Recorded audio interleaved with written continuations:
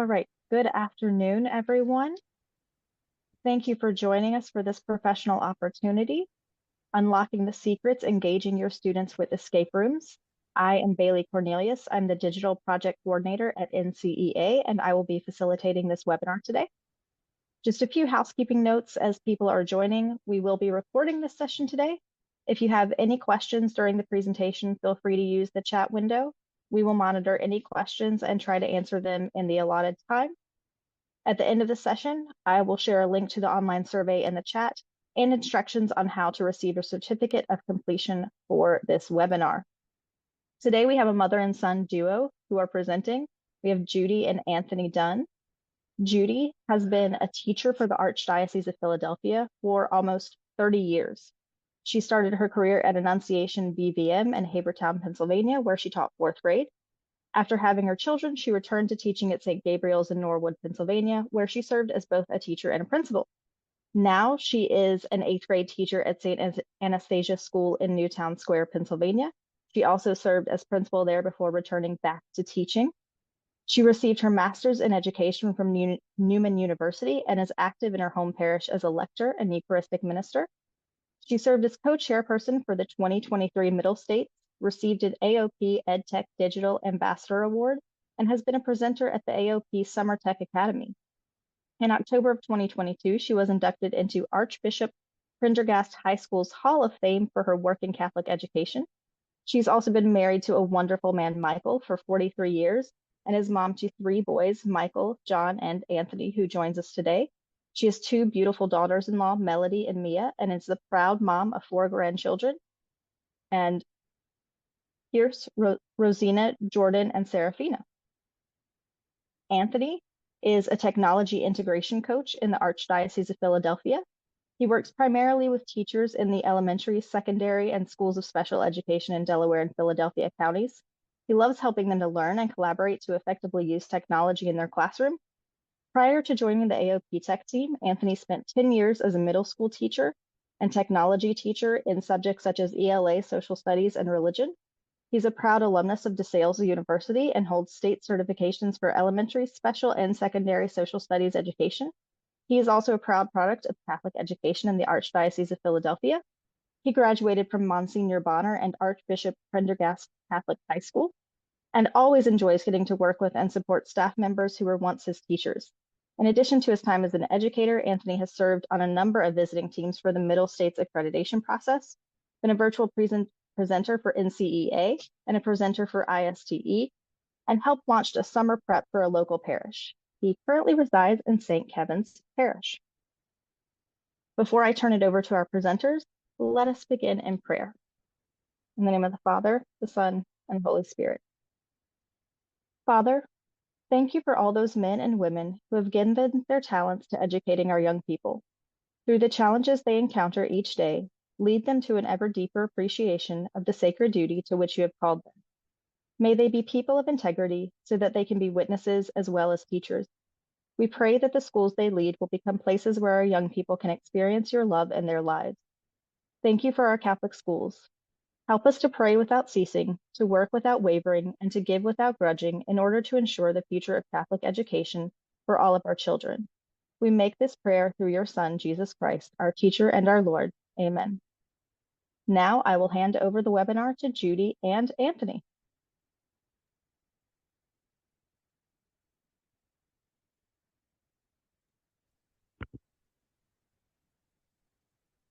Thank you, everybody. It's great to be here.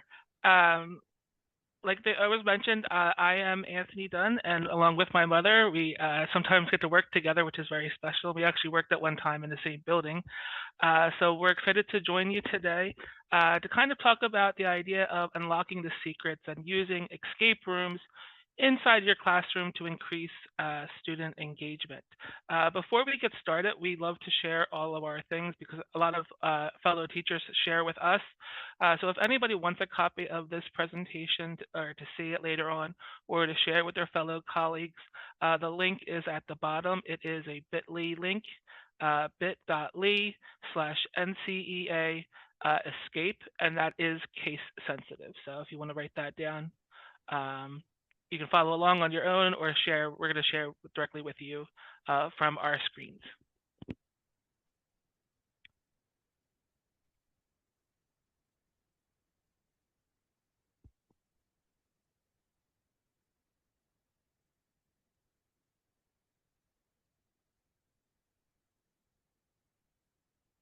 Good afternoon, everyone.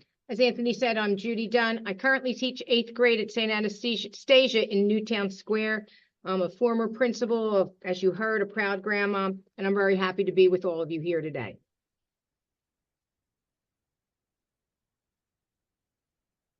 Okay, and again, just some of the things I know was mentioned in the introduction.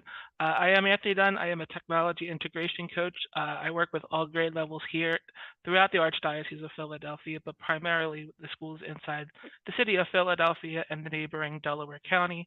Again, we love to connect with people, so if you have any questions at all during the interview, or during this webinar, I should say, please do not hesitate to reach out, or at the end, we will share the doc as well as our emails to further and keep the conversation going on.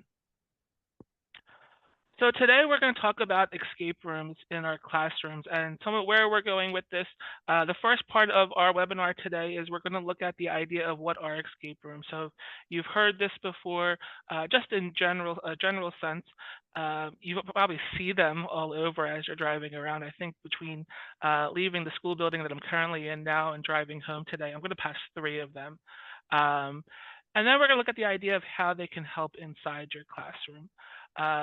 Later on, we're going to check in and we're going to see where can I find them. The best thing about escape rooms are they're easily shareable, and so many teachers out there are willing to share, as well as there's some great companies that offer resources for you as well.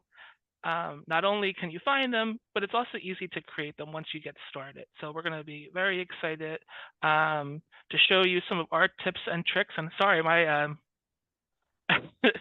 the motion sensor just clicked off, so let me get that started. So let me just hold on for 1 second, please. Oh, there, hold on. Okay, so I think we're good now. All right, so we're going to talk in our first part of the topic today, what are escape rooms and how can they help us inside the classroom? So when we talk about escape rooms are a series of puzzles, often within a room, where teams of people must work together to solve them in order to escape within a certain time frame. So there's a couple of different things that we're looking there. Many cases, our malls, even the bowling alley that I pass on the way home has done this to kind of catch the wave. Escape rooms are a lot of fun to do. If you've never done one before, I highly recommend them. You can work with teams, and not only do you learn about a particular topic, it also talks about a lot of soft skills, especially soft skills that we want to work with our students in terms of collaboration, teamwork, patience, and critical thinking, and even the idea of thinking outside the box. And when you bring this into the classroom, what's exciting about this is the students know about them. They see them popping up. Many of them probably have participated in them. One of the statistics that I found was between now and about 8 years, the expected growth of revenue in the sharing of the entertainment industry is going to increase by about 400%. So it's about a business right now that generates about $8 billion. The idea of this growth is going to be over 32 billion within that time frame. So again, the kids know about this. They've participated in them. They can take all sorts of fun ideas in terms of theming. So you can bring as simple and complex, and that's what we're going to talk about today within our work. When we bring them into the classroom, what can we expect? And the biggest thing that we see when kids do this is the engagement goes way up. It's not just simply, hey, taking in the information. They have to actively go out and find it. What's great about it is, again, those soft skills that students can work on with each other. You can, again, mix up your groups based upon certain levels to have students that work together well and to complete this. In escape rooms, they can be used as a preview material, so they can be done with simple puzzles that just kind of introduce the material, or they can be more complex and more information-based, and then you can use them as a formative assessment, or even at the end of a unit as a summative assessment. In many cases, they can be physical, so that you can design a full room. You can make it into an escape room, or even an escape school, where you're traveling throughout the building to solve the puzzles. I don't recommend that in the middle of testing, like I know our schools in the Archdiocese of Philadelphia are doing this week. But that can be a play for you.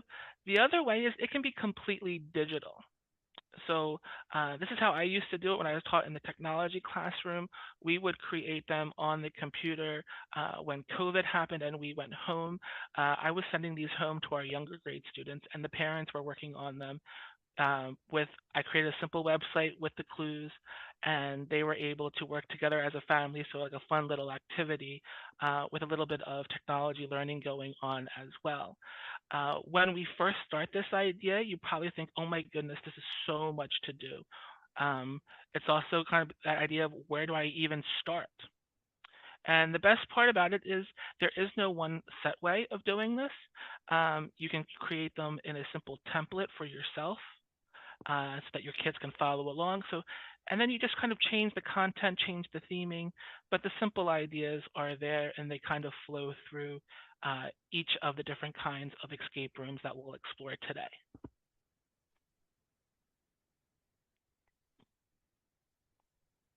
So where can I find them, or how can I create them?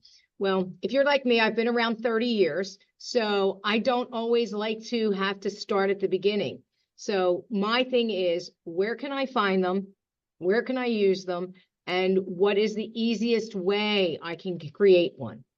So with this, I am also a thrifty spender, so to speak. I also don't like to spend a lot of money on them. So my thing is, when I'm looking to for an escape room, I don't want to spend a whole lot of money. Anthony, if you can go to the next slide. So where can you find them? Well, if you're lucky enough to have a Breakout EDU account, that is one of the major companies that are out there. You can have the kit, but it does run several $100s. But then you have access to a large number of breakout rooms that you can use with your students. I like Teacher Pay Teacher.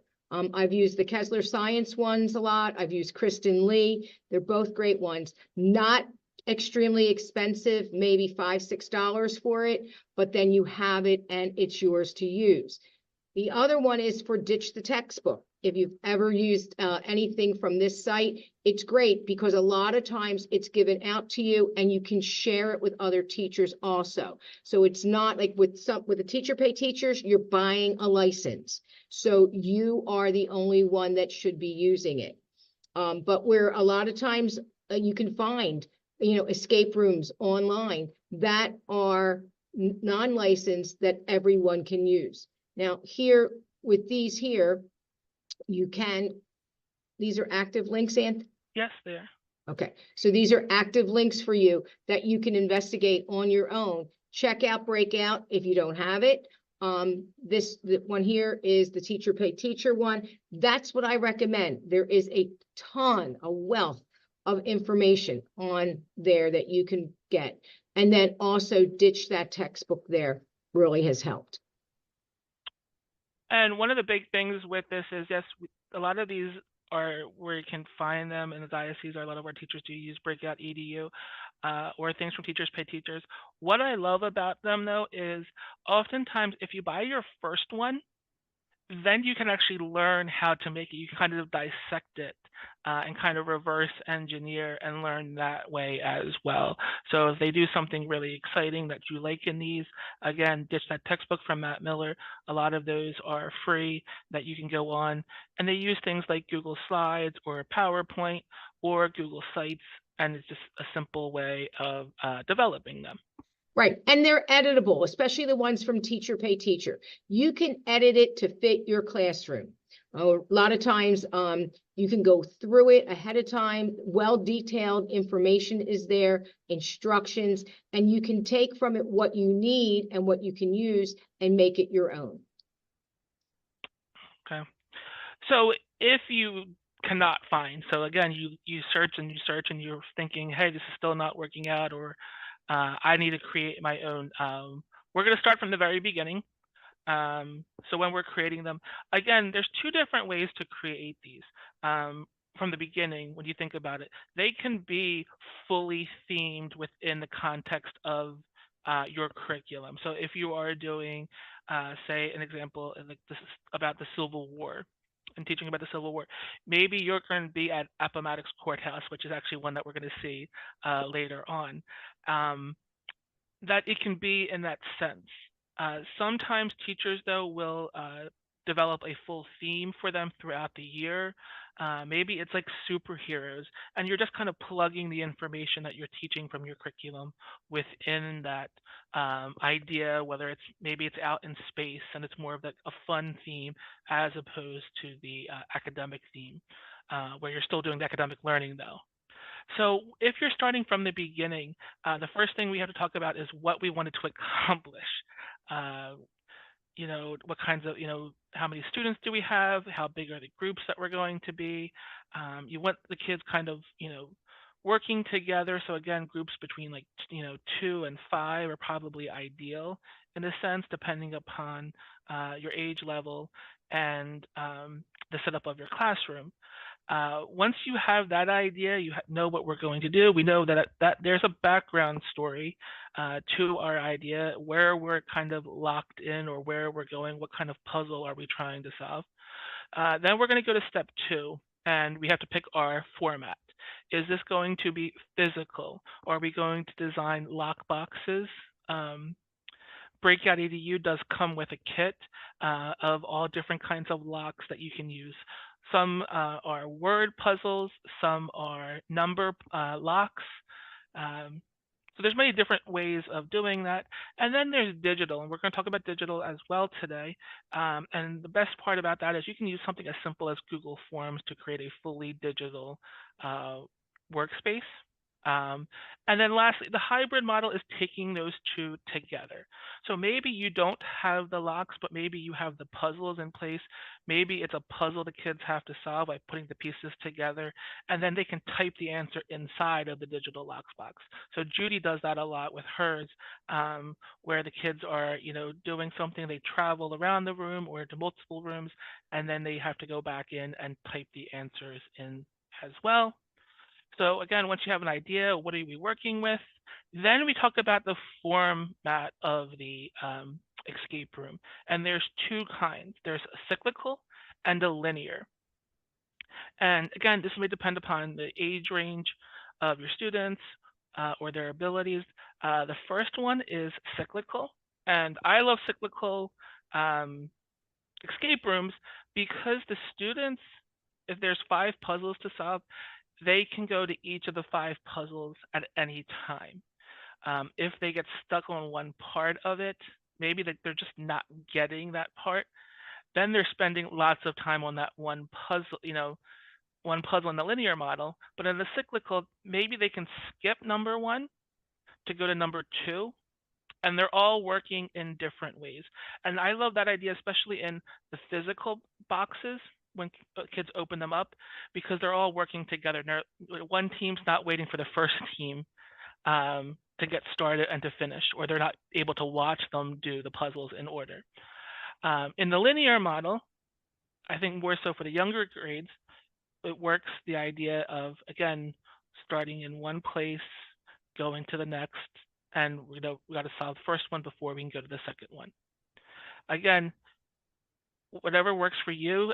We'll look at some examples today to kind of show you the differences. Some people like linear ones, some people like cyclical. I like cyclical because I think you can take all the answers and create a fun, exciting puzzle at the end that the kids really have to work together to solve. So that's exciting, and that's why I usually kind of prefer the cyclical models.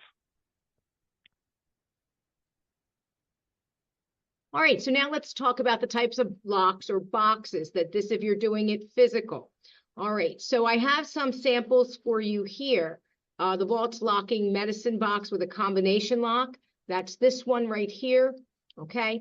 And again, these can all be purchased online for around $10. The Sheffield box is it's really a type of storage box, sometimes used for tools. And then there's the Luna Smile lockable bank deposit bag. But as I said, I don't always like to spend a lot of money. So there's also the lockbox that you can get from Target. Okay, these were in the Target, their front end where they have their $2, $3, $5. They look like a book. Okay, and inside is a 3-digit combination that locks it, that you can use as a lockbox in creating your own. But the best one that I like to use is the good old big manila white envelope. These are great. Okay. Why? Because I can use them in the classroom. I'm not fumbling with the lock or anything like that. Everything goes inside of it. And then what I'll do is either have a digital lock where they have to go on the computer to put in their code in order to go, or they have to come to me to find out if they're codes. It's up to you. It doesn't make a difference. There's just so many ways that you can do this that you have to find what you are comfortable with and what works. And whatever works for you may not work for someone else. So these can be done. These are made to be done in a classroom sometimes where you don't have a whole lot of room. And then other times too, it depends on how you're doing it and in what order.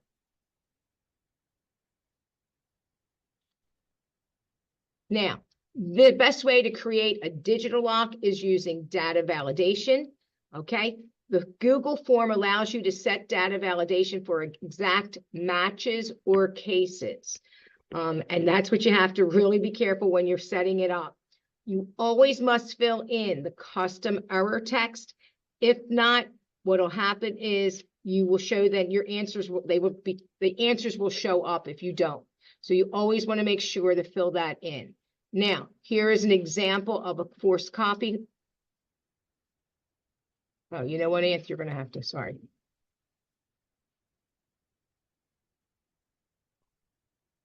Okay, now this is one that I created. Okay, the students go into the classroom. Okay, and they have each of their, they have to do in order. So they go to section 1, they do it, they type in their answer, hit next. If it's correct, then it allows them to move on.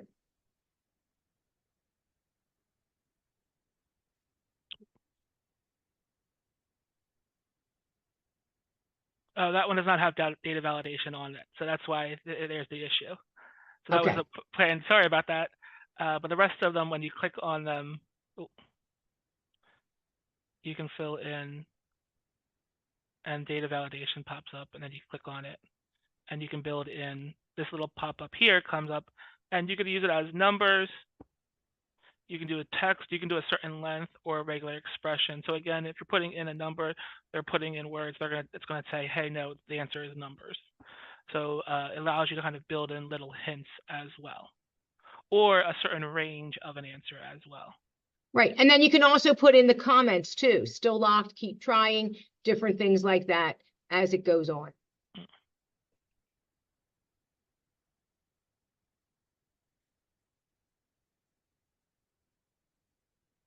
All right, now, when you're creating your puzzles, this is really the fun part of it, okay? The great thing about classroom escape rooms is that the puzzles, the puzzles the students need to solve in order to escape don't have to be overly complicated, okay? You're giving them, excuse me, I'm sorry. You give the students a passage or close reading with questions to answer, highlight letters for those answers. It could be a solution to the first clue, try a math problem for number combination locks, or have students solve riddles or make an inference, okay? And here's my example. My example is you're learning about Ben Franklin, and the clue might be Ben Franklin woke up on his 12th birthday to a fierce thunderstorm and lightning crackled outside his window. The solution was a combination lock number, 1, 17, 18. What was that? That was actually Franklin's 12th birthday. So depending on what you're teaching, what you're presenting, that's an example of a clue that you could do.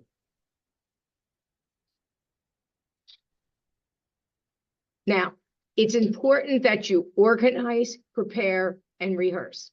You have to know what it is you are doing. Okay, so now that you've created your stories, you've created your puzzles, it's time to put this all together. Okay, now you want to mentally role play the story and puzzles. I always think it's great to have maybe a couple of teacher friends that you can have do the escape room with you. The more, the better. Pretend you're a student. Does it make sense? You know, you have to understand when they're reading it, are they going to understand it? Are they going to be able to do it? You know, or is it way out of their realm? Sometimes when you're purchasing an escape room, that is the thing you have to do.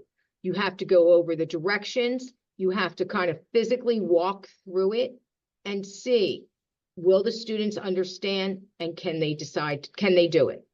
You must also decide how your students will tackle the tasks. Are they going to work as one large group? I don't recommend that. Okay, but that's because that's really difficult with very large classes. What I have done in the past is I've created the groups and therefore have the students work together. You know the dynamics of your classroom, so you know the best way. And then test the escape room before you give it to the kids. If it all works out, great. If not, go back and see. But sometimes the best test is once the kids do it, especially if it's the first time that you're using a certain escape room. And unfortunately, until you test it, you're not going to really know what are my kinks that I need to work out. But like we do with everything, once we've done it, we reflect on it and say what worked, what didn't work, and how can I make this better? I have included a free printable escape room planner. This is kind of to organize you and help you in creating and presenting that escape room. And just to remind, the big thing, especially testing, not only the physical ones, the digital ones as well have to be very created, because again, they're kind of designed for certain things. So if you're creating it in Google Slides, you want to make sure by clicking on a certain part in the slide, you're going to the next and the correct slide within the puzzle.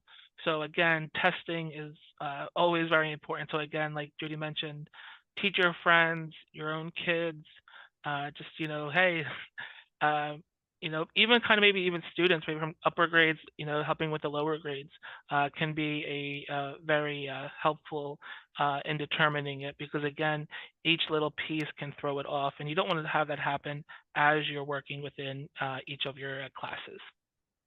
And one of the things you also want to do and make sure is, your class, your classroom. You need to make sure the kids can move around. You don't want them on top of each other as they're doing the different tasks also.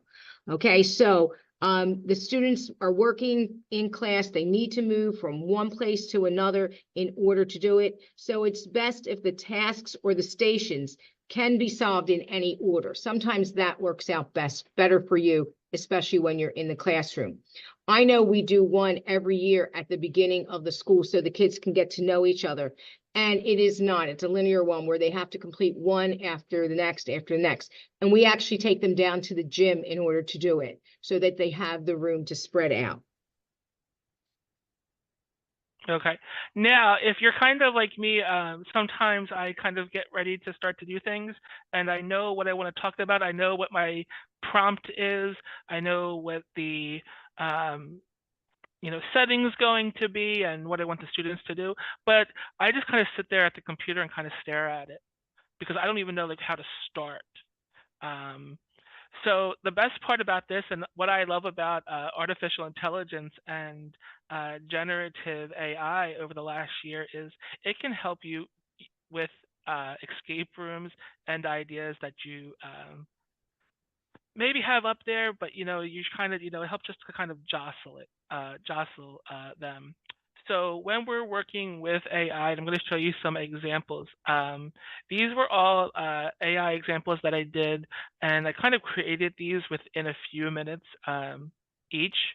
I'm going to show you some of the different ones that I've used. Some of them worked better than others. Some helpful tips if you want to create these is trying to create one puzzle at a time. If you ask it to create 5 puzzles, uh, you know, 1 or 2 of them may be good, but it kind of throws it off. You have to make sure you review the work. So again, this is not something I talk to teachers all the time about this, as our teachers in the diocese are starting to explore the use of AI to help them in the classroom, and we've seen some wonderful things that they're doing. But this is not something we do quickly. 10 minutes before class, something happened and the schedule changed, and now, I was originally supposed to have an assembly today during social studies time, and the assembly got canceled. So I don't say, oh my gosh, let me plug this in and grab an escape room from artificial intelligence and let's throw it together real fast. Even if you're the best of it, I do not recommend it, because again, the puzzles just, can kind of, it's practice. It's the idea of AI being a helper for you. We talk in the diocese that AI is not going to replace teachers, but it can certainly help our teachers. So, And I just also wanted to say is I was sitting next to him when he was putting this together and he was doing the AI piece to it. And I'm just learning. I've been attending some different workshops on learning about AI. Well, I was amazed because as he was doing it and he was asking me, well, give me something in your, curriculum that I could, use. And it started to spur in me, oh, I could do this, or I could do that, or you know what, this would work good with this. So as you see the examples, it may spur you to create an escape room in your curriculum. Okay. So, so on the examples on my sheet, I already have it open, but this will open you to a Google Doc that will look like this. And we have 3 examples. When we talk about AI, that could be a workshop in itself. So I'm not going to go too much into it, but I have 3 examples. The first one is called Codebreaker. This is from Byte, B-Y-T-E. You can just type in Codebreaker, Byte, AI. I love this AI because you don't have to sign in for it. You can just kind of use it. The bad part is make sure you're copying and pasting anything that you want to use from it, because if you leave the website, it doesn't save. But all I did was type in, I was thinking of an idea, maybe this is like, 2nd to 4th in that age range, create a simple 3-lock escape room challenge based on the story of the 3 Little Pigs. So again, I'm not doing the 3 Little Pigs in English class, but hey, I'm going to turn this into a math assignment. The kids know the 3 Little Pigs. I think everyone loves 3 Little Pigs, but you can tie it in certain ways. But we're working on the idea of adding multiple 2-digit numbers with the answers being 3-digit numbers. Okay, so that's what I kind of asked it to do, and it kind of spit out this first result. Again, this happens within a minute or two, probably less than a minute. And the first thing that we'll see is that it didn't do it well. The first question talks about 5 bundles of shawl and 7 bundles of sticks, and it just kind of adds them up to 12. Again, this would be probably for simpler, but it didn't meet the standard, and that's okay. And I'm going to explain that in a second. The second one did that. It talked the idea of things that they use to create their houses. So again, you could find pictures of these, put them in on the wall of your rooms that they would have to kind of look around to find them. Or again, it could be as simple as something as simple as inside of a envelope. So in this case, you're adding 3-digit numbers for the second little pig. okay, that for two houses, and it adds up to 556, and that's the answer to the lock. And that kind of does it, but it still actually didn't do what I asked it to do, because what we asked for was 2-digit numbers, not 3-digit numbers. And then the third one was the final combination is a lock of 3 dials. The third little pig used 8 bundles of sticks. Add this number to the total number of bundles used by the first 2 bigs. What is the sum? The answer is 20.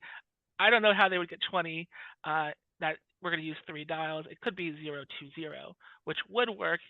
But again, it's still not meeting that standard. So the best part of what I love about AI is I can say, hey, we didn't do this well. The idea is there, and I could jostle some ideas, but again, it's not what I'm looking for. So I need help again. So again, what I did was I said, no, hey, each clue must have a 3-digit answer.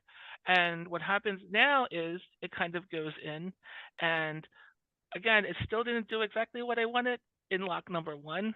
As you can see, it says 123 plus 234, which is 357. It's 3 digits plus 3 digits. Maybe that's the challenge at the end, but still not. Number 2 actually made it a 4-digit. So that would be one that I would go through. So I really wasn't too thrilled with this idea of code breaker. I think I've used it for a number of different projects to help me with writings and things like that. So it does work well in some certain circumstances. I probably would have to really refine my prompts, and that's the one thing about this is with Codebreaker, I cannot pick out a certain part to change, to go back and fix.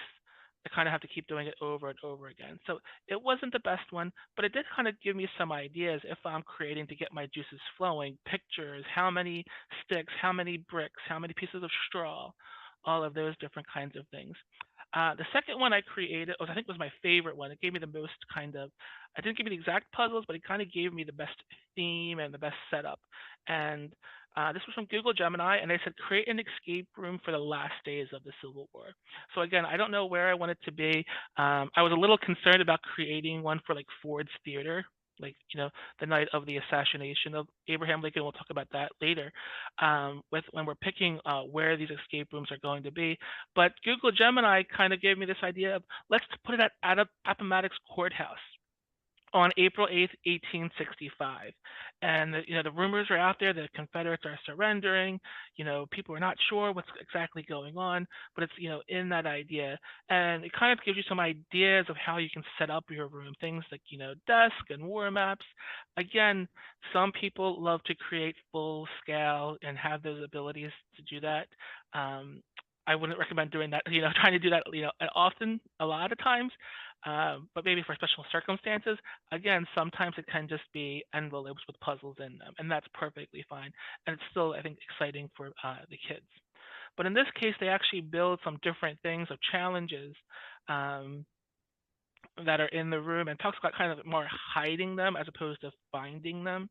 So some different like field ciphers, telegrams that were arriving, and that you can kind of build it upon things that you're finding within your curriculum, some additional things referring to medical history and maybe even battle plans. So this one doesn't have all of those ideas, like, this is the exact puzzle you're going to use. But again, now what I can do is I can actually go back and ask the AI for a puzzle in relation to these challenges, if I think these are the best 5. And what I love about the 5th one is it's not necessarily a full-on puzzle that they have to complete. It's an assessment that they have to work together to compose a telegram of all the things that they have found, and then brought to a teacher. So I kind of saw this as like the Amazing Race, right? Where the teacher takes in and checks that work, and then kind of tells them, hey, yes, you can move on to the next leg of the thing of the assignment, or you complete it, you're the first ones, and they all get really excited no matter how old they are. So again, here's the success, here's a bonus challenge, some extra fun things. Again, all I asked it for was create an escape room for the last days of the Civil War. Anthony, Mary asked, how long does it normally take for you to create a complete digital escape room?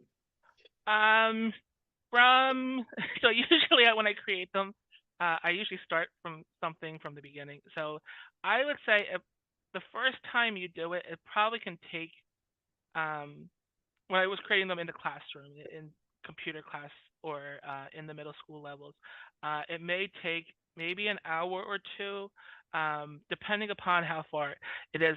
With AI, I feel like that number shrinks significant because I can ask it, hey, I have this lock, it's 3 digits.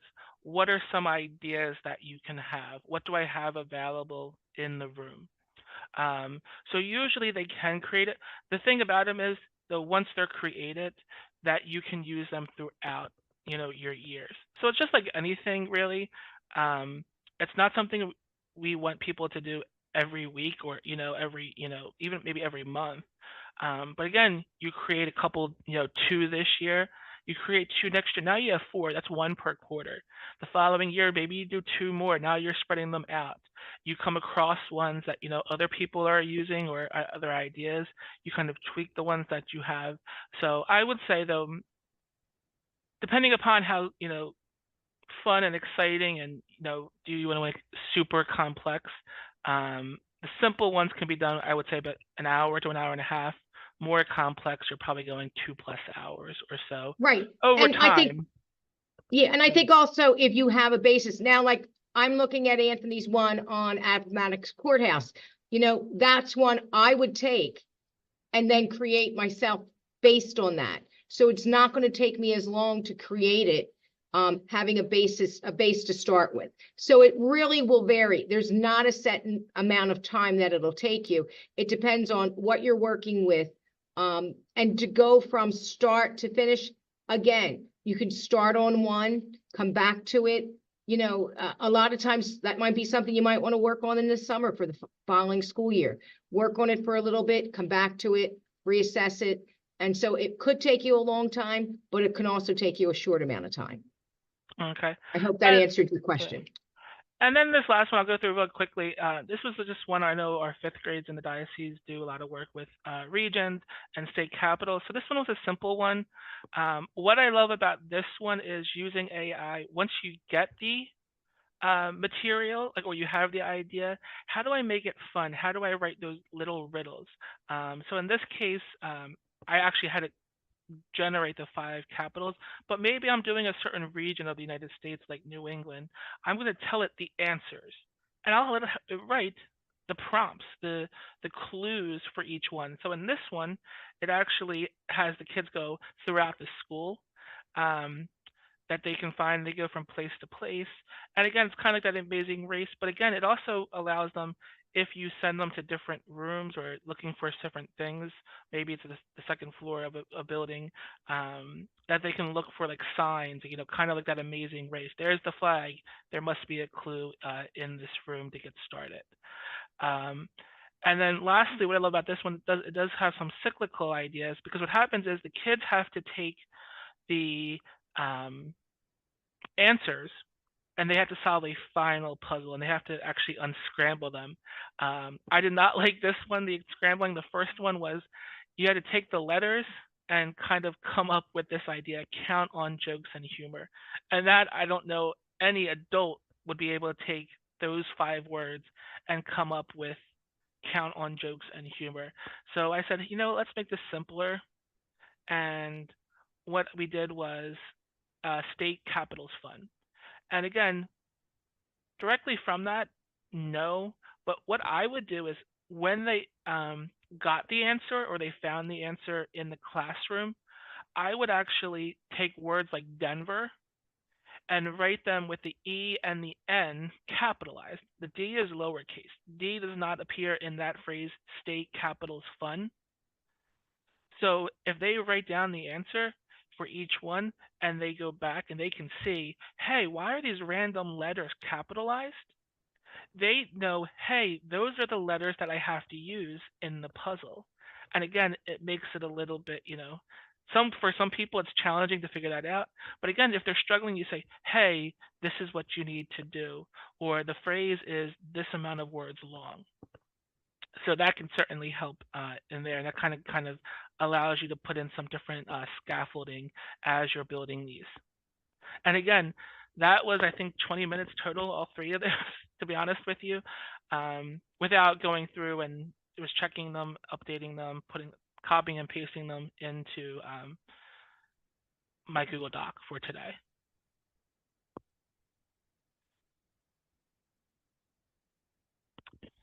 Okay, so now we're going to just kind of go over as we kind of start to wind down our time. We have about 15 minutes left.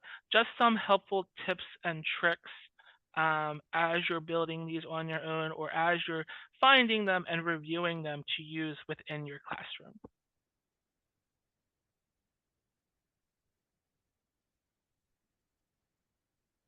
Okay, so you want to create that buzz.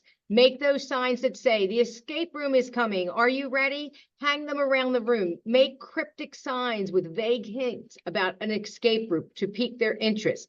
Now, again, it's according to what grade level you teach. I teach 8th grade. Some of them would think this was so corny, it wouldn't make a difference to them. But I think when you're in those middle school grades, 4th, 5th, 6th grade, they would really get into it. The day of the escape room, dress in costume, play music that coordinates with your story. The more immersive you can make the experience, the better. You have to buy into it, so they buy into it. Create a video introduction for the students to watch when they enter the room. Some of the escape rooms that I have purchased have come with that introduction video, okay? They can watch it when they enter the room. You can email them a mysterious letter that ties into your story. Now, in the days leading up to the game, you can let your students earn spy bucks for good behavior in class or any other reason that you choose. They can use these to purchase hints when they're doing the escape room. And some other ideas, things to think about, especially is the difficulty level. You definitely want to try to start out with simpler ones. Now, again, if you're doing the cyclical, again, there's definitely going to be ones that are more challenging than others. That's perfectly fine. But if you're doing that linear, you want to have them build momentum and excitement. It makes it more fun, and it allows them to kind of go at their own pace. Believe me, when I started these during COVID and sending them home, I remember I had a 2nd grade parent. I set the puzzles, and they were like kind of more like fun things to start out with. That like they were just like like pipes all around, and they had to like figure out like the puzzle and which pipe led to which part. And there was like 100 pipes. They had to figure out the colors. With and the parent, the one parent emailed me. She goes, "Can you just tell me the answer? I spent 25 minutes on this and I just can't figure it out." So other people figured it out right away. So you have to watch as you're doing it, as you're building it. Some people, it is an outside the box thinking that you have to kind of tell them, "Hey, look at it this way or look at it that way." When you're designing your own and you're talking about themes, be mindful of them, especially with different cultures and things from the past. You have to be careful of just ideas of, like, again, we talked about the idea of the Civil War, and you're like, Lincoln's, we're gonna put it in Ford's Theater, and Lincoln's getting shot, like the assassination, and you're like, maybe that's not the best place for it. What's going on. Just be mindful of where you're trying to get the students from and the story that you're building for this. When you're finished, celebrate. One of the things I think that escape rooms do really well in terms of social media and interaction is they celebrate you when you go to those events. At the end, they have all sorts of props for you to take pictures with.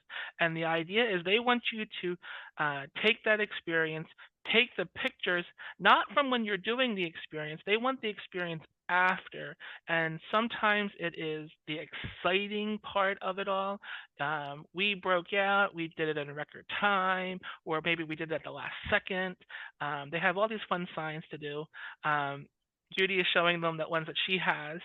And you also have them for if they do not make it out in time. They get stumped and they just do not know what to do. Kids, especially, I think kids, especially in the middle school, find those ones kind of funnier. So you have to be careful if they're trying to get those and try to take pictures with them. But it kind of, again, creates this fun excitement. There's little props that you can kind of put in with it. Because, again, that's what they see when they go out on a Saturday night or a weekend or a birthday. So it kind of replicates somewhat of that experience. And then lastly, we'll talk about the idea of time for reflection. Obviously, with all of our things as we're doing activities, we just don't want to say, okay, you passed, you didn't, you got out. What did they learn? Where are we taking the lesson? I do love the idea of introduction ones to build. Um, how did they figure it out? Sometimes I know I build them from ones that I see, like puzzles. So the students may say, "Oh, I saw this kind of puzzle when I did one at home with my family." Because again, these come in all shapes and sizes. I think you can even buy them at like Five Below now. Um, kind of set your own little fun escape room and murder mystery challenge. So the kids are seeing them, and it allows you to kind of go, set the learning path going forward. And with that said, one of the things that we did here when I was teaching in middle school in the technology room was the older kids love these and they love to create them. So do not be afraid of if kids can create these, this is another kind of assessment that you can use. They can take the curriculum and they can build all sorts of things. So when I was in the technology room, we actually had the 8th graders do these. The first so many classes that I had actually built them with AR and VR, where they could build in a program which is called Metaverse, which is kind of funny. Like it was Metaverse before Meta, as in Facebook, and they would create them. And what I would actually do is I would make them create them for a specific audience. So each group in each of the classes had to pick a curriculum. So some of them picked like kindergarten music or 4th grade math or history of the school.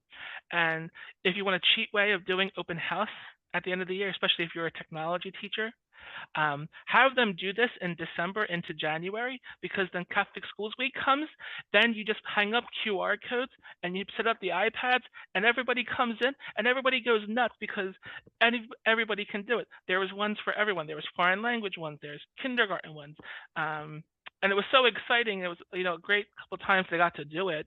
Now, unfortunately, Metaverse did go out of business, and I actually have completely lost access to all of the students' works from about 5 or 6 years ago now.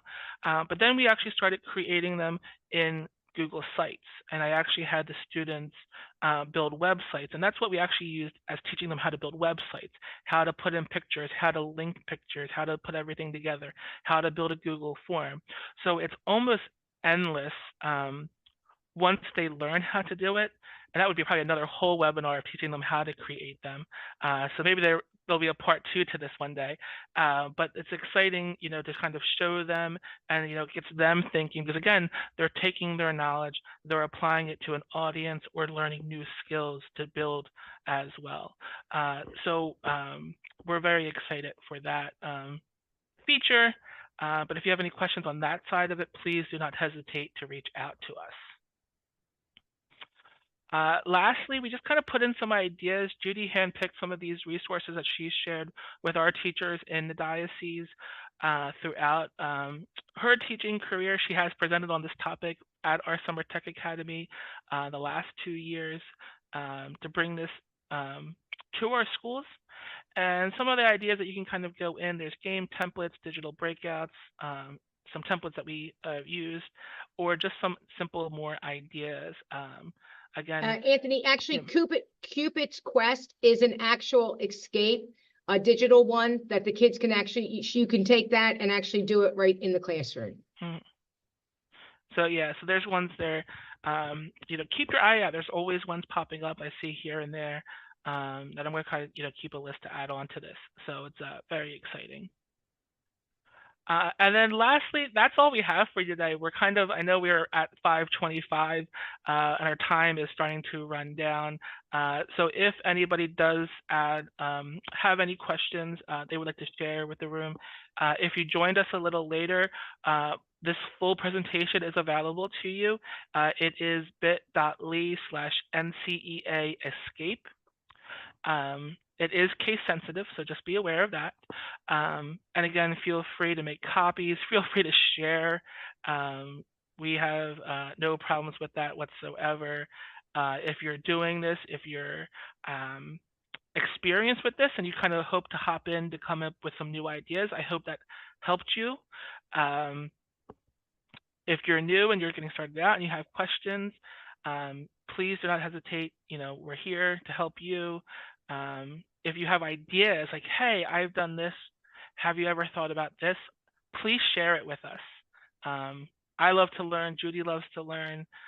Sometimes when we have dinner together, our conversation, bless my father and my brothers, because our conversation turns to things like escape rooms. For us, it's exciting, but maybe not so much for them. But again, thank you again. I really appreciate everybody coming out. I know it's, kind of for many of you, it's the end of the school day. But Friday's almost here, so, let's look forward to it. Thank you all so much for attending, and if we can do anything, don't hesitate. Thank you. All right, thank you so much, Anthony and Judy. Thank you for attending today's NCEA webinar. NCEA continuously strives to improve the quality of our services for our members based on feedback. We will use your input to inform future work and improve services. I'm going to drop a survey link into the chat. The survey should take about 5 minutes to complete. If you are interested in getting a certificate of attendance, please include your email address and name at the end of the survey. Since your certificate will be sent via automated email, please also check your spam if you do not see an email within a few minutes.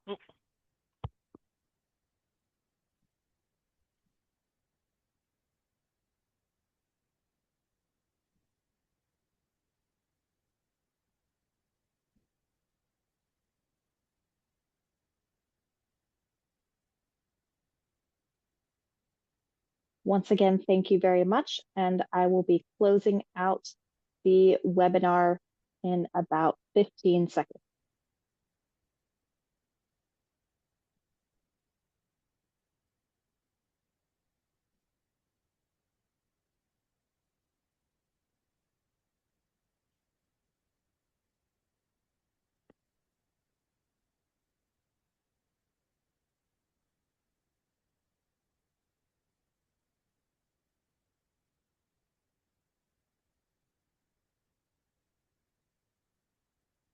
Again, thank you very much. Have a wonderful rest of your Thursday. Thank you.